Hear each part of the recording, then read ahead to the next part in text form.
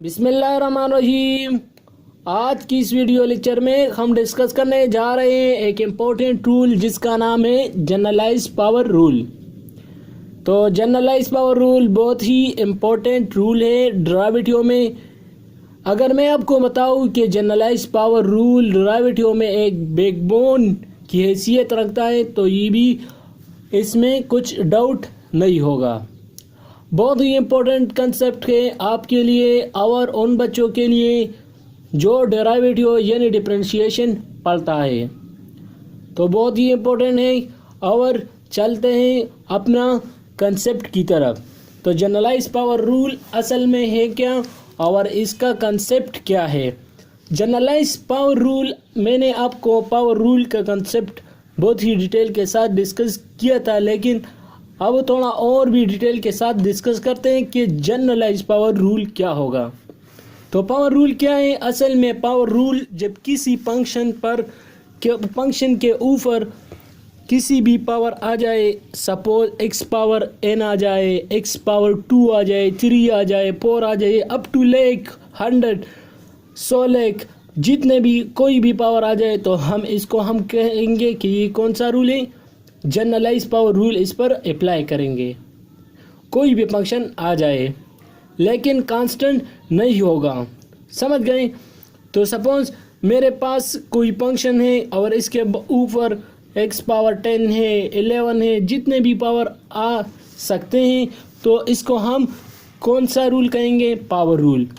और generalise power rule का मतलब क्या है, तो वो रूल जो जनरलाइज हो जाए। जनरलाइज मीन जो बड़ा हो जाए। सपोज मेरे पास कोई फंक्शन है और इसके अंदर दो फंक्शन डिफाइन है। एफ ऑफ एक्स कोई फंक्शन है 5x + 3 है और इसके ऊपर क्यूब है या 2 है, कोई भी है, तो इसको हम डायरेक्टली कैसे सॉल्व करेंगे या इसका डिफरेंशिएशन कैसे लेंगे। तो हम इसका डिफरेंशिएशन डायरेक्टली नहीं ले सकते, लेकिन कोई ऐसा फंक्शन है जिसके ज़रिए हम इसको अगर फार्मूले के ज़रिए और भी सिंप्लीफाई करें कि हमारे पास क्यूब का फार्मूला आपके पास क्या होगा, a³ + b³ + 3ab - +3a² और -3ab²। तो आप वो फार्मूला भी अप्लाई कर सकते हैं, लेकिन आप यहाँ पर बायनॉमियल थ्योरम भी अप्लाई कर सकते हैं, समझ गए। तो आप यहाँ पर कई रूल अप्लाई कर सकते हैं, लेकिन अगर आप चाहते हो कि मैं बायनॉमियल थ्योरम अप्लाई कर दूं, कि हमारे पास बायनॉमियल थ्योरम हमने पढ़ा था कि हमारे पास सपोज कोई फंक्शन है x + Δx है, अगर इसके ऊपर कोई n पावर है सपोज, तो इसका हमने बायनॉमियल थ्योरम कैसा पढ़ा था, बायनॉमियल थ्योरम। तो बायनॉमियल थ्योरम हमने पढ़ा था इसका कि हमारे पास ये कैसा होता है, तो x पावर n आ जाएगा, x के ऊपर हम n लगाएंगे plus n x n power n-1 करेंगे, फिर डेल्टा x को भी लाएंगे यहाँ पर, फिर हमने क्या इसके ऊपर प्लस n × n-1 / 2 पढ़ा था।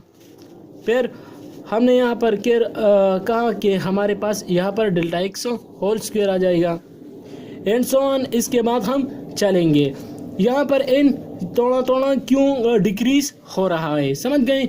तो हमने ये पढ़ा था बायनॉमियल थ्योरम। तो यहाँ पर हमारे पास x पावर n आ जाएगा, फिर डेल्टा x यहाँ पर आ जाएगा, डेल्टा x यहाँ पर 0 है, डेल्टा x पावर 0 हमारे पास किसके बराबर होता है, 1 के। तो यहाँ पर हम नहीं लिख सकते, समझ गए। तो जनरलाइज पावर रूल ऐसा रूल होता है जिसको हम और भी जनरलाइज करें। सपोज मेरे पास कोई फंक्शन है 5x + 3 है, तो मैं इसको कैसे बायनॉमियल थ्योरम से करूँगा। तो आप कहेंगे कि सर यहाँ पर हम 5x पावर 3 लेंगे प्लस 3 को यहाँ ले आएंगे, फिर 5x पावर 3 - 1 करेंगे, फिर यहाँ पर इस तरह जिस तरह हमारे पास यहाँ पर अगर आप देंगे तो हमारे पास x क्या है, यहाँ पर x हमारे पास ये वाला है, x यहाँ पर ये है, और डेल्टा x क्या है, 3 है, और यहाँ पर n पावर क्या है, तो 3 है, समझ गए। तो वही दोबारा वही रूल है। और यहाँ पर लेकिन यहाँ पर एक्सपेंड यहाँ पर जनरलाइज फॉर्म में है। Generalise form mean n x power n इस फॉर्म में जो होता है इसको हम कहते हैं जनरलाइज। अगर पार्टिकुलर में होता, पार्टिकुलर मीन कोई ऐसा फंक्शन हो कि हमारे पास गिवन वैल्यूज़ पार्टिकुलर होंगे, इसको हम कहेंगे पार्टिकुलर है। पार्टिकुलर मीन ये हमारे पास जनरल है, ये हमारे पास क्या है, जनरल है। और पार्टिकुलर मीन यहाँ पर हमारे पास कोई स्पेसिफिक फंक्शन है। स्पेसिफिक फंक्शन को हम कहेंगे कि हमारे पास पार्टिकुलर फंक्शन है। समझ गए? तो इसको हम अगर यहाँ पर किताब की तरफ देखें तो हमारे पास यही तरह किताब में भी हो चुका है। आपको किताब में कोई कंफ्यूजन नहीं होगी, क्योंकि ये मैं आपके लिए बहुत ही टेस्ट, जितने भी टेस्ट आप देंगे इसके लिए आपके तैयारी के लिए कर रहा हूँ। समझ गए? तो जनरलाइज पावर रूल हमारे पास इस फंक्शन में होता है, और फिर हमने बाइनोमियल थ्योरम पढ़ा कि हमारे पास उस फॉर्म में आ जाएगा। यहाँ पर क्यूबिक का फार्मूला भी अप्लाई कर सकते हैं, लेकिन क्यूबिक का फार्मूला इतना ज़्यादा यूज़ नहीं होता, लेकिन ये वाला बहुत ही यूज़ होता है यहाँ पर हमारे पास कौन से रूल में, बाइनोमियल थ्योरम में। तो यहाँ पर हमारे पास अगर आप देखें तो इसने बाइनोमियल थ्योरम इसका लिख दिया है 16x² माइनस 24x प्लस 9 आएगा। सपोज आप कहेंगे कि 4x माइनस 3 को होल स्क्वायर को आप एक्सपेंड करो, तो आप कैसे एक्सपेंड करेंगे? यहाँ पर स्क्वायर है तो इसका फार्मूला आपको याद होगा कि हमारे पास a minus b whole square किसके बराबर होता है, a square of plus b square of minus 2ab के बराबर होता है। तो आपको यही तो याद है। फिर आप कहेंगे कि सर इसको हम कैसे करेंगे, तो 4x होल स्क्वायर करो, फिर प्लस 3 स्क्वायर करो माइनस 2ab, तो 4x और 3 आ जाएगा। समझ गए? तो 4x² हमारे पास 16x² के बराबर होता है। 4 4 द 16x² प्लस 9 आ जाएगा, और माइनस 3 2 4 द 8 और 8 3 द 16 24। समझ गए बच्चों? तो ये हमारे पास ये आ जाएगा। फिर इसके बाद अगर हम डिफरेंशिएशन करेंगे, इसको अपनी फॉर्म में लिखो, समझ गए, मायारी फॉर्म में लिखो, तो प्लस 9 आ जाएगा इक्वल टू 0। तो आप कहेंगे कि सर यहाँ पर तो ये आ गया, अब इसके बाद क्या करेंगे? तो इसके बाद जो रूल करेंगे वो डिफरेंशिएशन का करेंगे। तो इसको आसानी से हम डिफरेंशिएट कर सकते हैं 16 टू द वही पावर रूल अप्लाई करो जिस तरह हमने वहाँ पर पढ़ा था कि 16 टू ऊपर वाला पावर को नीचे वाले इनसे के साथ मल्टीप्लाई करेंगे तो हमारे पास 32 आ जाएगा, 32x आ जाएगा, और 2 से 1 को माइनस करेंगे, माइनस 24 अपनी जगह पर आ जाएगा। x पावर 24 1 के साथ मल्टीप्लाई कर दो 24 आ जाता है, और फिर 1 माइनस 1 और प्लस 9 कांस्टेंट का डेरिवेटिव क्या है, 0 है। समझ गए? तो इस हमारे पास क्या हो गया, 32x पावर 2 माइनस 1 से क्या आता है, x आता है, x पावर 2 से 1 माइनस करो तो हमारे पास 1 आ जाएगा, माइनस 24 आ जाएगा, और x पावर 0 हमारे पास किसके बराबर होता है, 1 के बराबर होता है। समझ गए? तो ये हमारे पास इसका डिफरेंशिएशन हो गया। आप इस तरीके से भी कर सकते हैं, ये बहुत ही आसान तरीका है, लेकिन ये बहुत ही लॉन्ग तरीका है। अगर आप देखें तो ये बहुत ही लॉन्ग तरीका है। अगर आपके पेपर में ये आ गए कि सर इसको डायरेक्टली हम डिफरेंशिएशन करेंगे सर, और फिर इसके बाद बाइनोमियल थ्योरम अप्लाई करेंगे, तो ये तो बहुत ही लॉन्ग हो जाएगा ये प्रोसेस। अगर बाइनोमियल थ्योरम से करेंगे या फार्मूले से तो ये बहुत ही लॉन्ग हो जाएगा। तो इसके लिए एक बहुत ही जनरल रूल आ गया जिसका नाम है जनरलाइज पावर रूल। तो बहुत ही इम्पोर्टेंट रूल है और बहुत ही आसान है, इसके ज़रिए आप डिफरेंशिएशन करेंगे। वही दोबारा वही तरीका करेंगे कि हम इस 2 को यहाँ ले आएंगे, और फिर यहाँ पर अगर किसी हिस्सा होगा तो इसके साथ मल्टीप्लाई करेंगे, और फिर इसका डेरिवेटिव अगेन लेंगे। तो यहाँ पर हमारे पास जो दिया गया है वहाँ पर हमने ये फार्मूला को लाया। बाइनोमियल थ्योरम के ज़रिए भी आप कर सकते हैं। कैसे करेंगे? बहुत से बच्चे कहेंगे कि सर आपने बाइनोमियल थ्योरम अप्लाई नहीं कर दी, तो हमारे पास 4x होल स्क्वायर आ जाएगा, प्लस हमारे पास n इंटू n माइनस 1, तो n को यहाँ ले आओ तो हमारे पास n यहाँ आ गया, तो n हमारे पास 2 है, तो 2 यहाँ आ जाएगा, x हमारे पास 4x है, और यहाँ पर 4x से 2 माइनस कर दो तो 2 माइनस 1 आ जाएगा, और यहाँ पर डेल्टा x हमारे पास क्या है, तो 3 है। तो ये आ जाएगा। अब हमारे पास इसके बाद अगर जाएंगे तो हमारे पास 1 - 1 तो वो 0 के बराबर हो जाएगा। तो x पावर 0 हमारे पास किसके बराबर होता है, 1 के बराबर होता है। तो हमारे पास यहाँ क्या आ जाएगा, 16x² आ जाएगा प्लस 2 4 8 आ जाएगा, 8x आ जाएगा और 83 34 आ जाएगा। तो इस तरह हमारे पास वही फंक्शन दोबारा आ जाएगा। समझ गए, इसका डेरिवेटिव ले लो तो ये 16x² आ जाएगा। जिस तरह हमने 16x² आ गया, फिर इसके बाद वही तरीका करेंगे।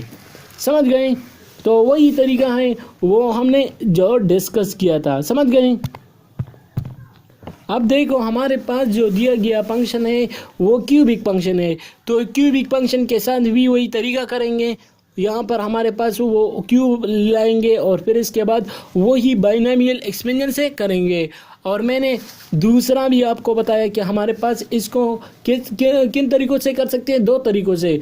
एक हमारे पास फार्मूला भी है क्यूबिक का और ये हमारे पास दूसरा ये वाला भी है। समझ गए, तो इन दोनों के ज़रिए हम कर सकते हैं। फिर इसके बाद हम डिफरेंशिएशन करेंगे, तो इसका डिफरेंशिएशन ले लो तो 64 हमारे पास 192 आ जाएगा। और x क्यूबिक है तो क्यूब से 1 माइनस कर दो तो 2 आ जाएगा। इस तरह हमारे पास इसका भी डिफरेंशिएशन करो और इसका भी डिफरेंशिएशन करो, वही हमारे पास 27 का डेरिवेटिव क्या है, 0 है, वो कांस्टेंट फंक्शन है। समझ गए।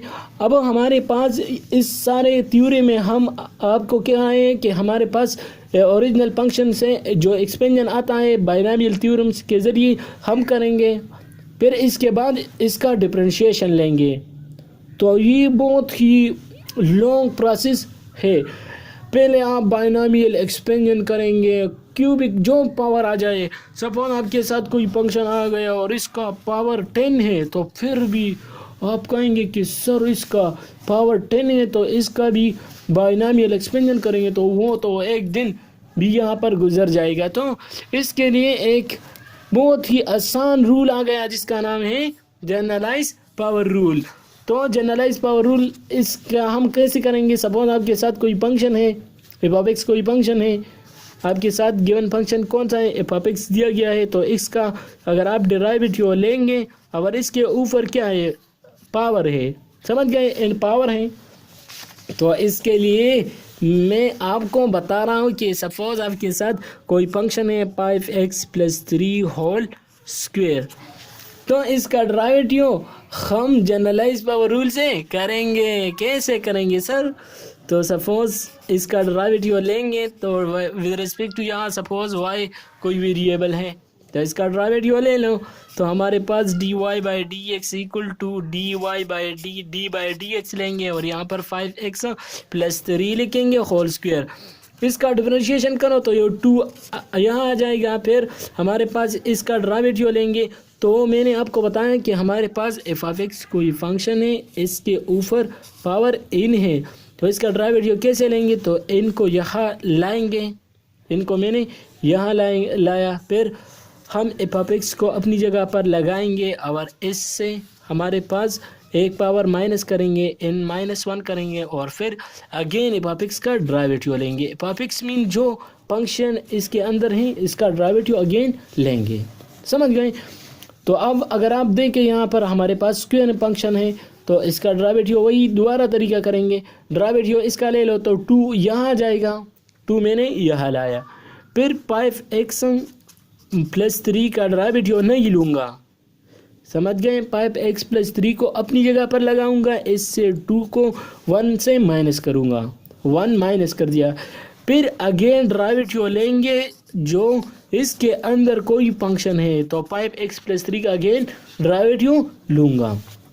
तो इसका डेरिवेटिव क्या आता है, देखें 2 अपनी जगह पर आ जाएगा, 5x + 3 अपनी जगह पर आ जाएगा, 2 से 1 माइनस कर दो तो क्या आ जाएगा, 1 आ जाएगा। फिर इसका डेरिवेटिव ले लो तो आपको ये डेरिवेटिव आता है।